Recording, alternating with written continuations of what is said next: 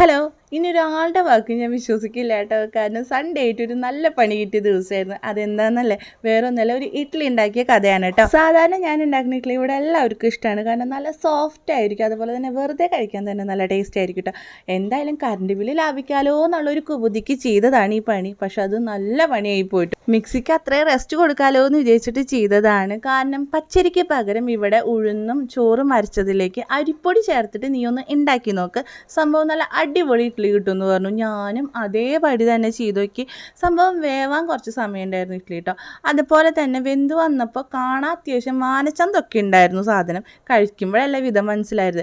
എന്തായാലും ഇഡ്ഡലിക്ക് സൈഡായിട്ട് നമ്മൾ ഉണ്ടാക്കിയിട്ടുണ്ടായിരുന്നത് കടലക്കറിയായിരുന്നു. കടലക്കറി തയ്യാറാക്കാനായിട്ട് ഇതേ വെളിച്ചെണ്ണയിൽ സബോള, ഇഞ്ചി, വെളുത്തുള്ളി ചതച്ചത്, കറിവേപ്പില, അതുപോലെ തന്നെ പച്ചമുളക് നന്നായി വഴണ്ടി വരുമ്പോൾ മഞ്ഞൾപ്പൊടി, മുളക് പൊടി ഇതും ചേർത്ത് നന്നായിട്ടൊന്ന് മൂപ്പിച്ച് കൊടുക്കുക കേട്ടോ.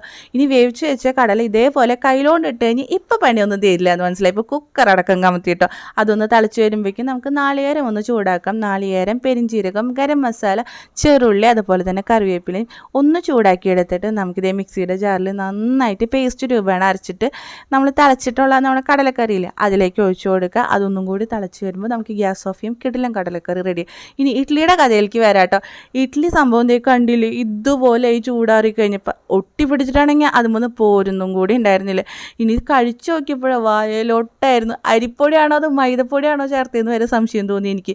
ഇത് കഴിച്ചിട്ട് കാച്ചും വേണ്ടാനൊരു നോട്ടം നോക്കി. ഞാൻ മിക്സിക്ക് കൊടുത്ത റെസ്റ്റ് എൻ്റെ ചെവിക്ക് ഉണ്ടായിരുന്നില്ല എന്നുള്ളതാണ് പിന്നത്തെ സത്യം. അപ്പോൾ ഇന്നത്തെ വിശേഷം ഇത്രേ ഉള്ളൂ. ആരും ഇത് ട്രൈ ചെയ്യാൻ നിൽക്കണ്ട. വീഡിയോ ഇഷ്ടമായതിനെ സപ്പോർട്ട് ചെയ്യാതെ